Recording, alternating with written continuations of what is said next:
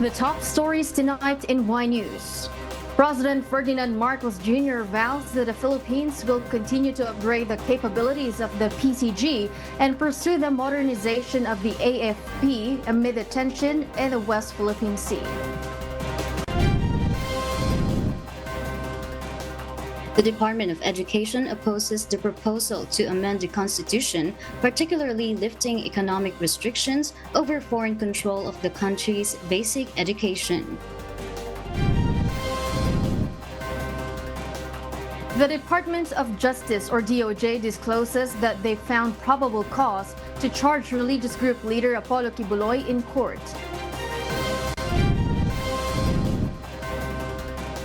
And we will discover why Israel decided not to attend the ceasefire negotiations in Cairo, Egypt.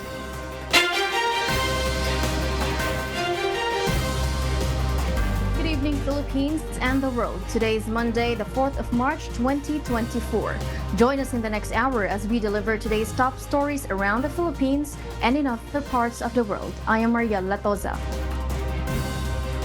We are also seen in 1,935 satellite monitoring centers nationwide and via live streaming worldwide through the UNTV News and Rescue social media channels. I am Avian Dog.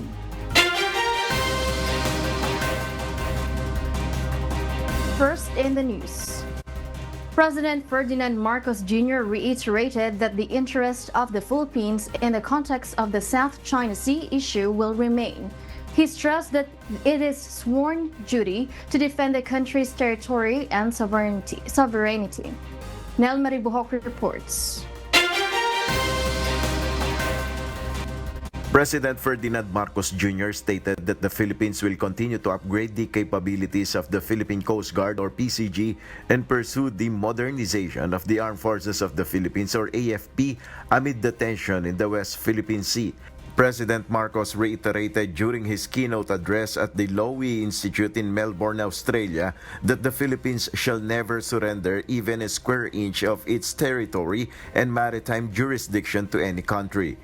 And earlier this year, I approved the updated acquisition plan of the Armed Forces of the Philippines called Horizon 3, in line with our comprehensive archipelagic defense concept.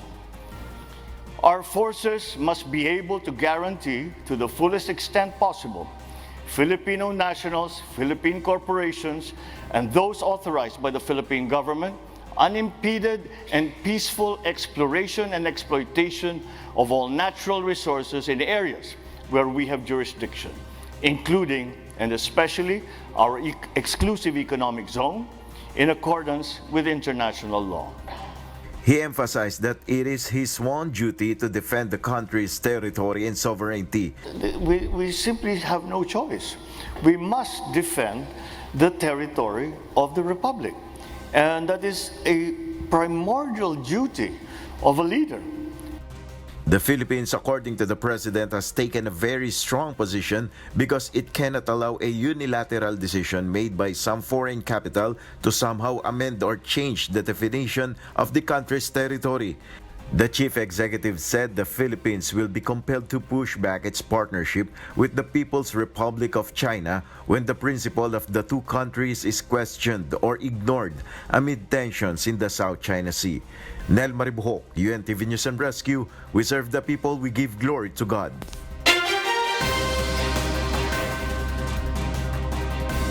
President Ferdinand Marcos Jr. has secured $1.53 billion or 86 billion peso investment from 12 business deals signed during the Philippine Business Forum on the sidelines of his participation in the ASEAN-Australia Special Summit in Melbourne. The 12 business deals consist of 10 memoranda of understanding between Filipino and Australian business leaders and 2 letters of intent from Australian business leaders who intend to invest in the Philippines. In his speech during the Philippine Business Forum, President Marcos said that the Philippines is the ideal destination for complementation in both manufacturing and services. I invite esteemed Australian businesses to consider the Philippines as a reliable partner that can support your expansion and operations. Let us embark on a journey of strengthened economic ties, mutual growth, and shared successes. The Department of Education opposes the proposal to amend the Constitution, particularly lifting economic restrictions over foreign control of the country's basic education. Meanwhile, the Commission on Higher Education, or CHED, supports the proposed amendment to open up control and administration of higher educational institutions to foreign nationals. Rosa Licos will tell us why. The Department of Education, or DepEd, opposes the proposal to expand the control of foreign nationals over the basic education of the country. DepEd revealed its stance during the deliberations of the House Committee of the Whole on Economic Charter Change, or Resolution of Both Houses, or RBH number 7. The department respectfully and strongly objects to the amendment.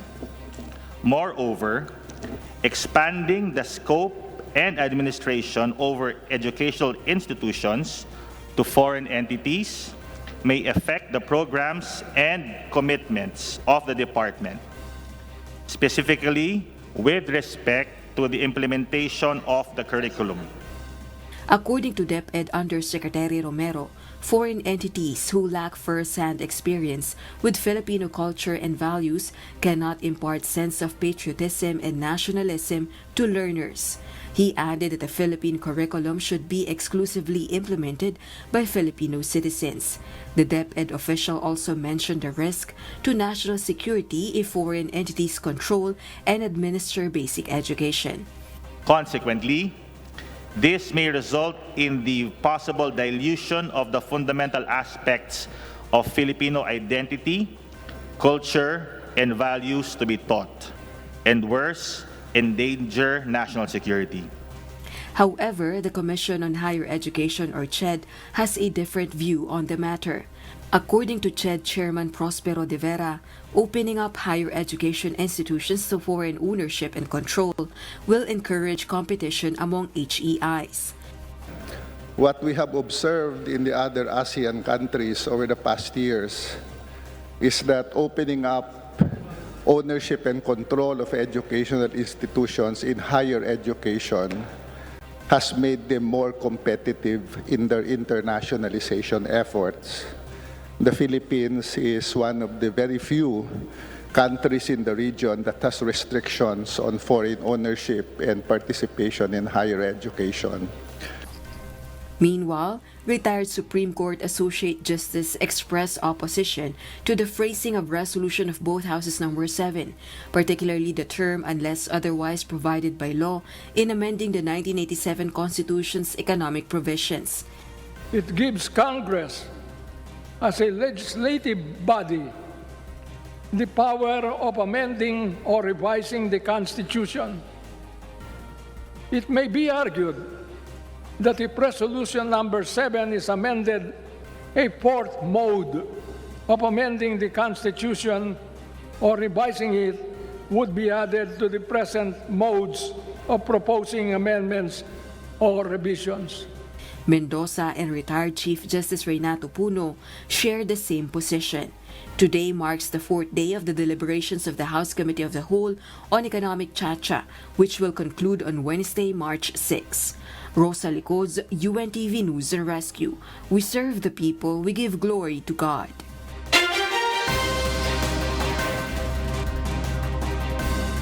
The Liberal Party urges former Vice President Leni Robredo to run for senator in the upcoming 2025 elections. It was also acknowledged by former Senator Laila de Lima that they are courting the former Vice President to run in the 2025 senatorial elections. Former Presidential Advisor for Political Affairs Ronald Lamas asserts that the Liberal Party needs a leader.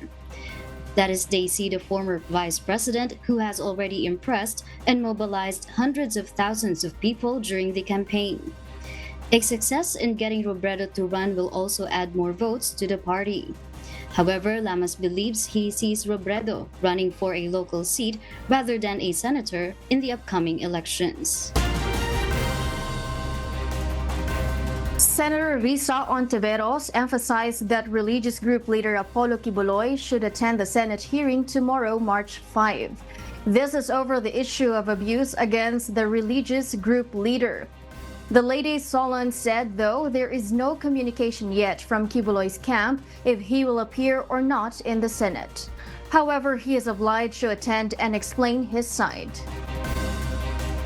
Inaasahan siya at obligadong mag-appear bukas sa pagdinig para sagutin sa wakas yung mga akusasyon laban sa kanya. Religious leader Apollo Kiboy will be facing formal criminal cases in court for sexual abuse and other crimes. Dante Amento tells us why. Department of Justice or DOJ Secretary Crispin Remulla disclosed on Monday, March 4, that they found probable cause to charge Apollo Kiboy in court. This was after a careful review on the complaints against the religious group leader pending before the DOJ for 4 long years, which started during the Duterte administration. The evidence is allegedly strong and enough to indict Kiboy. Sasalang na ang kaso laban kay Pastor Apollo Kiboy at sa kanyang mga kasama. Sa masusing pag-aaral, nakita natin talaga na mabigat ang basihan para ibigay at ilagay sa tama itong bagay na ito. Napakabigat. Hence, Remulla ordered the filing of sexual abuse, qualified human trafficking, and other crime under the Special Protection of Children Against Abuse, Exploitation, and Discrimination Act. These cases will be filed separately in Davao and Pasig City. In addition, the Justice Chief said the government's effort is amid the issue of extradition request by the U.S. government to get Kiboy. Sabi ko nga, usap tayo ng usap tungkol sa extradition, ngunit sa sarili natin bakuran, hindi natin inaaktuhan. Mabuti na aktuhan natin ito sa sariling bakuran natin. Meanwhile, after the cases are formally filed, the DOJ will also ask for a precautionary hold departure order or PHDO to prevent Kiboy from leaving the country. And the DOJ will also request to transfer the case from Davao to Manila. Pinararating sa atin ng abogado nila na magkakagulo daw pagka nagkaroon ng kahit anong pagbatikos o kaya paghuli. Ngunit kinakailangan talagang gawin ang dapat gawin. Dante Amento, UNTV, News and Rescue. We serve the people. We give glory to God.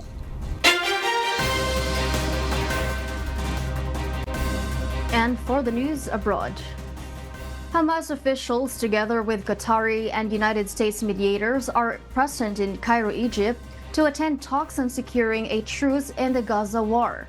Israel, however, decided not to attend the negotiations. Dani Delieva will tell us why. A framework proposal for a ceasefire at Gaza has been presented to Israel on Saturday, March 2. According to a United States official, Israel has more or less accepted the deal from mediators during talks in Doha, Qatar. Meanwhile, with growing pressure from the United States, Hamas is expected to respond by Sunday or Monday to close the deal before the unofficial deadline of March 10 or 11, which is the start of Ramadan. However, Hamas's failure to supply Israel Prime Minister Benjamin Netanyahu's earlier request for a list of prisoners to be freed resulted in Israel's decision not to attend the negotiations. Unidentified Israeli officials were quoted as saying that there is no reason to dispatch the Israeli delegation with the refusal by Hamas to provide clear answers. Hamas delegation, on the other hand, said they were at the Egyptian capital on Sunday to meet with Egyptian and Qatari brothers, as well as present the movement's vision regardless of Israel's absence.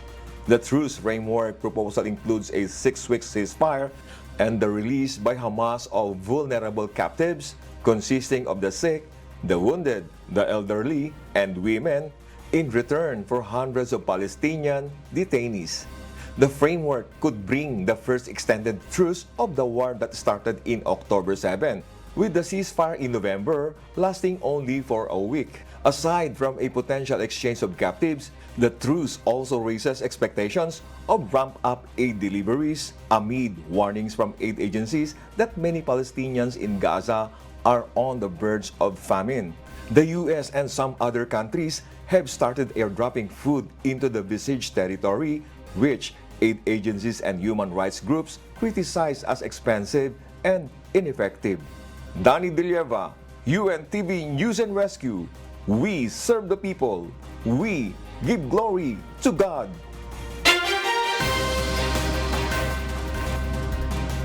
We'll share more global stories with you later. For those watching our live streaming on YouTube, please click the subscribe button you see on your screen and ring the bell for notification. You may also follow us on Facebook, Instagram, and TikTok.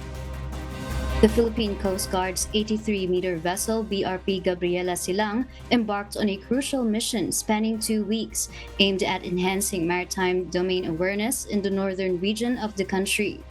This maritime patrol will see the BRP Gabriela Silang navigating through the waters of Batanes and the Philippine Rise, where it will play a pivotal role in monitoring activities, including those of China's research vessels. However, challenges persist in maintaining regular patrols along the north and east seaboard due to the formidable nature of the waves in these areas. The Philippine Coast Guard acknowledges these obstacles, noting that only a select few of their ships possess the capability to endure such conditions and sustain patrols for extended periods. Yes, nagkaroon na ng deployment as of today doon sa area. This is a routine patrol being conducted by the Philippine Coast Guard sa northern part of the country.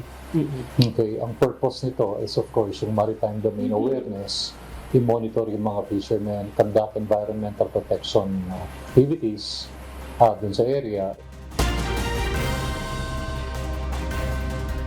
In commemoration of the 75th anniversary of diplomatic relations between the Philippines and South Korea, a 3-day air show took flight at Clark Air Base in Pampanga on Monday, March 4. The festivities began with great fanfare as a special friendship flight took the skies, featuring aircraft piloted by both Filipino and South Korean aviators. The spectacle featured 4 FA-50PH aircraft from the Philippine Air Force alongside T-50B aircraft from the South Korean Air Force, symbolizing the bond shared between the two nations.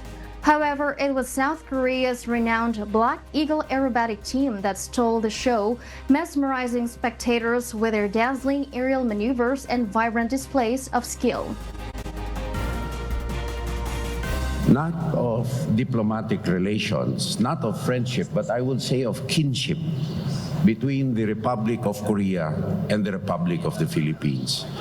For the simple reason that we, more than half a century ago, fought together side by side against tyranny, against oppression, and to ensure the liberty of South Korea now.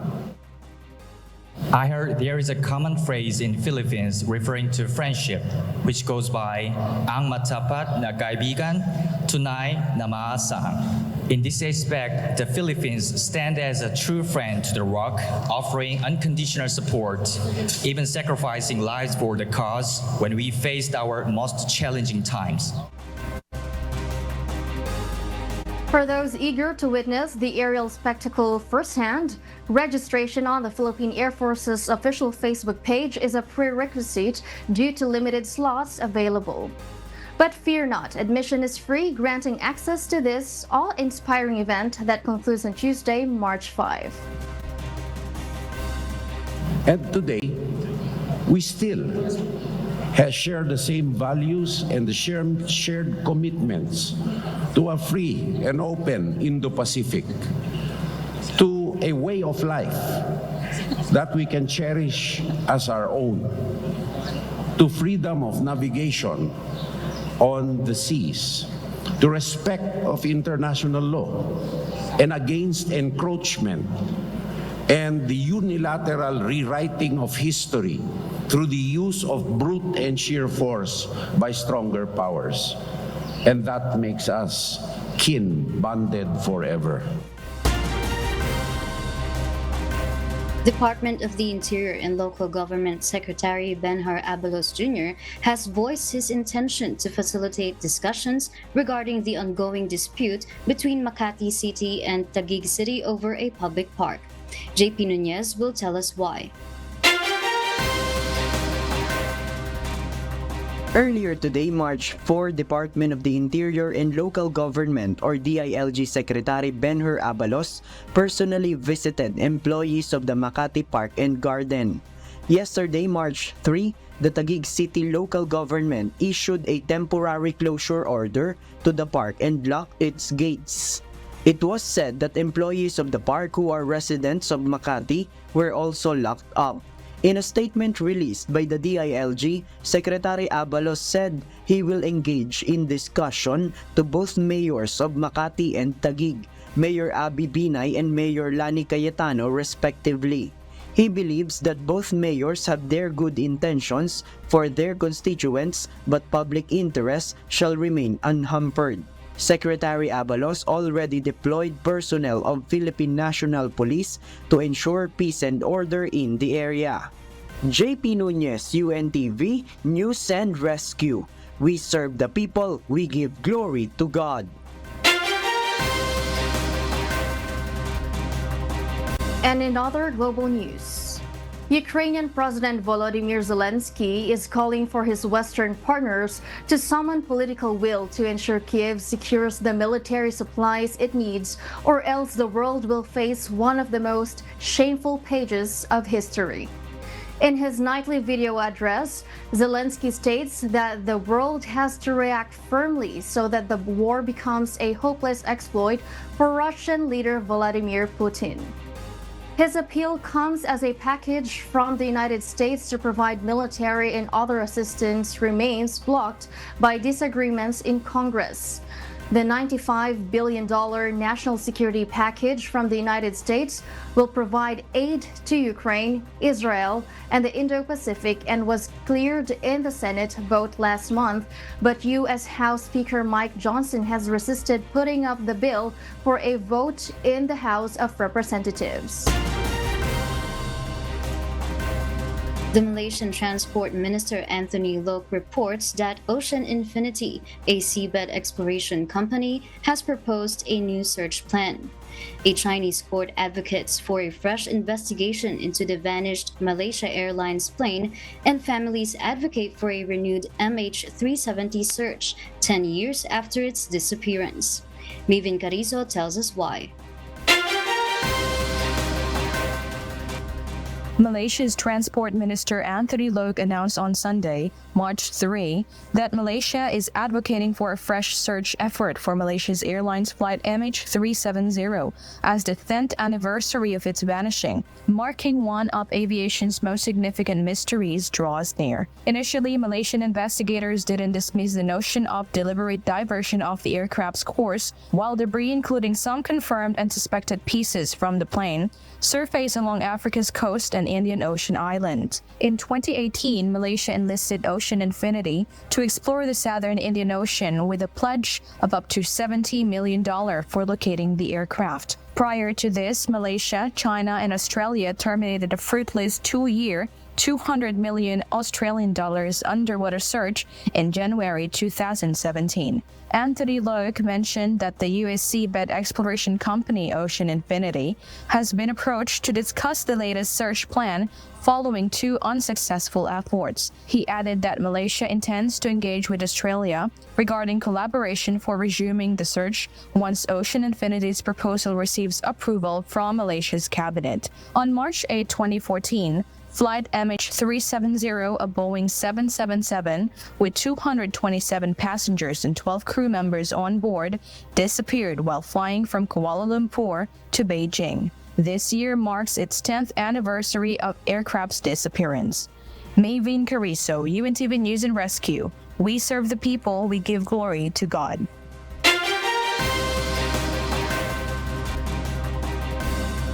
And those are the reasons behind the news in other parts of the globe.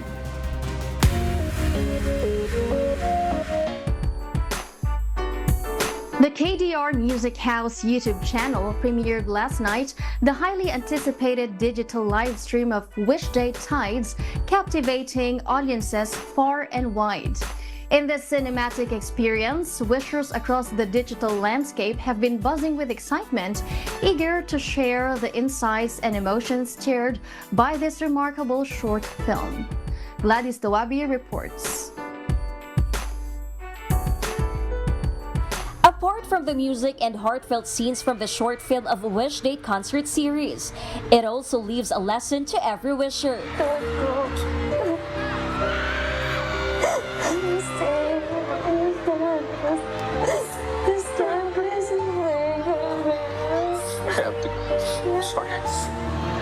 Minahal kita dahil akala ko ako lang. I deserve a clean and honest relationship, Kevin. Hindi katulad ng ganito. After watching the digital live stream of Wish Day Tides last night, wishers shared some of their takeaways. While some are moved by the authentic scenes, wishers realize the importance of communication and how love triumphs. Wishers get even more hooked after witnessing the performances of the featured artists. OPM icon Joey Albert serenaded the viewers with some of her classic treats. And while the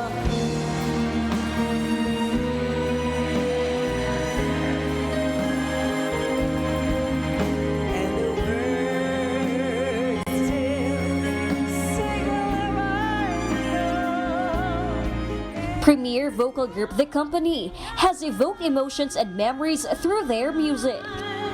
Ngayon ay aminin ko na sana nga'y tayong dalawa. Bawat tanong mo'y iniwasan ko.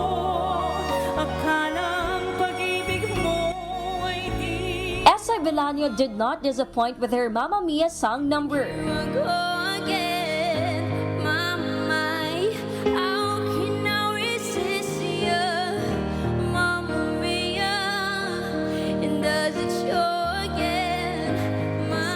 Wishers indeed experience every scene of the short film, accompanied by music.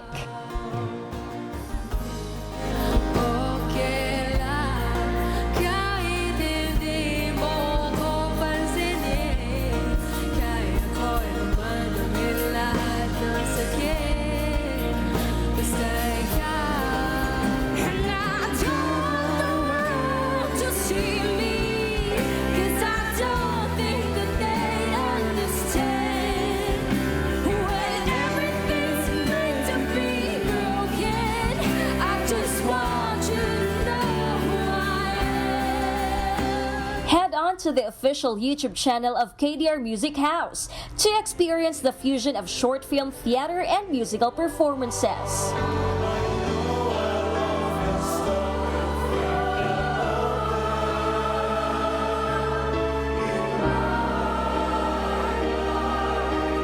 Gladys Tuwabi, UNTV News and Rescue. We serve the people, we give glory to God.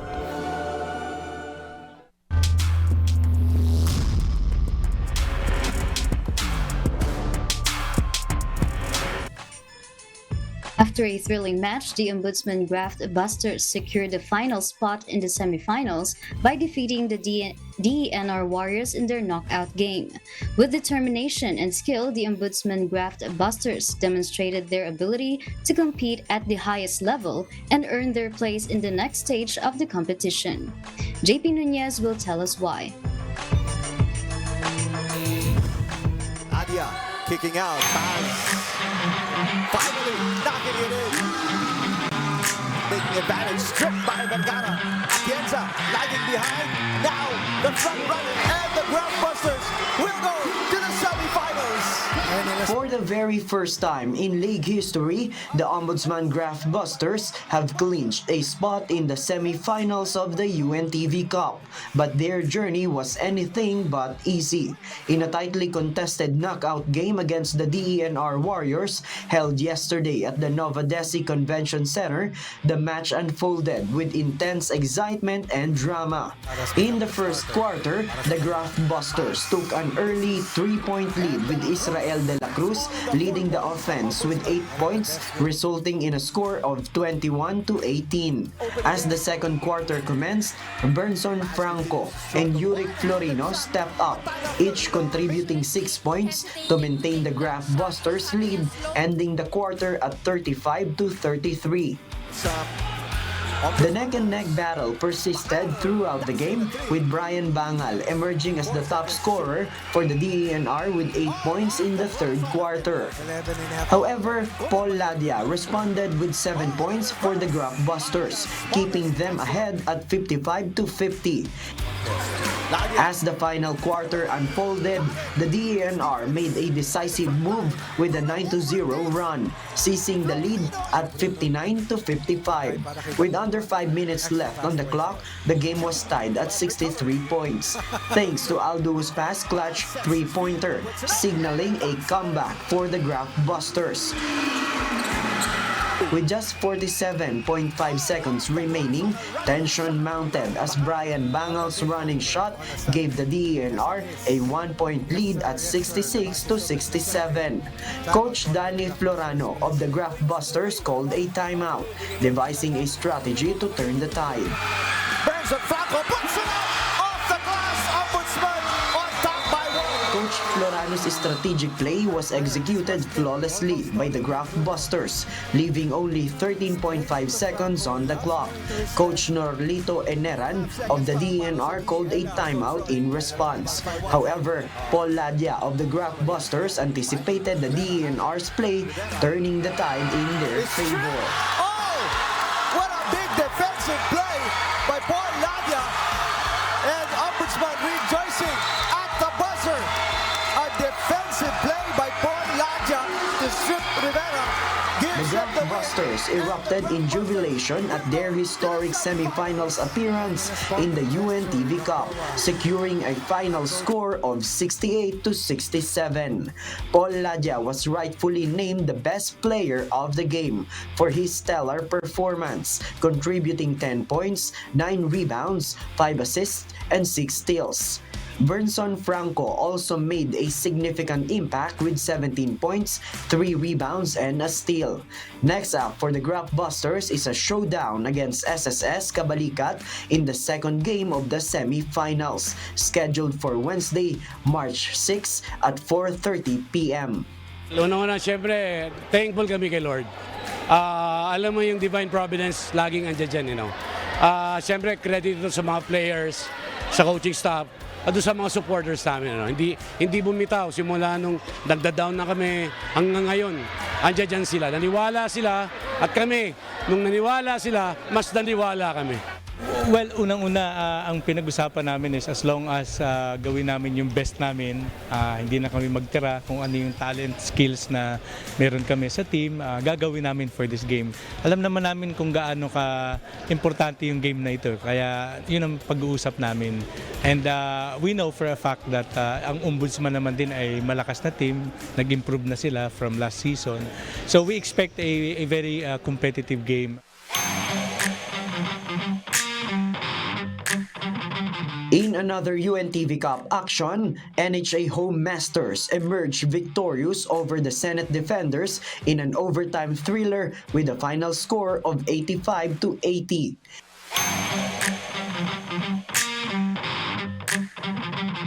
Meanwhile, the GSIS Furies concluded their season with a resounding win against the defending champions AFP Cavaliers with a score of 119-90. The semi-finals will continue with the AFP Cavaliers facing off against the Department of Agriculture Food Masters in the first game on Wednesday at 3 p.m. at the Novodesi Convention Center. JP Nunez, UNTV, News and Rescue. We serve the people, we give glory to God. A defensive play by Paul the buzzer. A defensive play by Paul.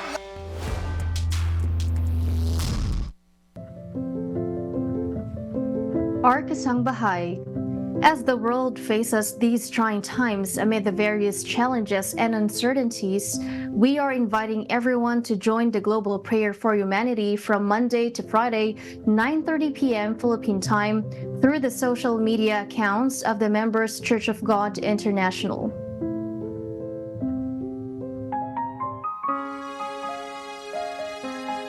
And before we close, we will leave you with the word giving glory to God.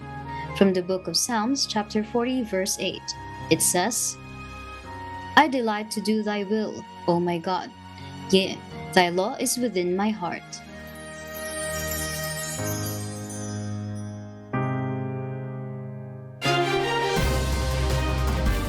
And those are the reasons behind the news March 4, 2024. Reasons we deliver to you as they unfold. I am Mavian Dog, live from Australia. Because we need to know, we will always ask why. I am Maria Latoza, live from Australia. We serve the people, we give glory to God.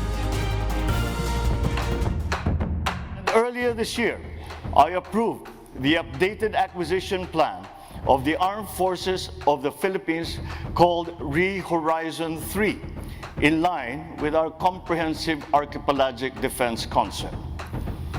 Our forces must be able to guarantee, to the fullest extent possible, Filipino nationals, Philippine corporations, and those authorized by the Philippine government, unimpeded and peaceful exploration and exploitation of all natural resources in areas where we have jurisdiction, including and especially our exclusive economic zone, in accordance with international law. It gives Congress, as a legislative body, the power of amending or revising the Constitution. It may be argued that if Resolution Number 7 is amended, a fourth mode of amending the Constitution or revising it would be added to the present modes of proposing amendments or revisions. Inaasahan siya at obligadong mag-appear bukas sa pagdinig para sagutin sa wakas yung mga akusasyon laban sa kanya. Nararating sa atin na abogado nila na magkakagulo daw pagka nagkaroon ng kahit anong pagbatikos o kaya paghuli. Ngunit kinakailangan talagang gawin ang dapat gawin. Yes, nagkaroon na ng deployment as of today doon sa area. This is a routine patrol being conducted by the Philippine Coast Guard sa northern part of the country. Okay, ang purpose nito is of course yung maritime domain awareness, i-monitor yung mga fishermen, conduct environmental protection activities doon sa area.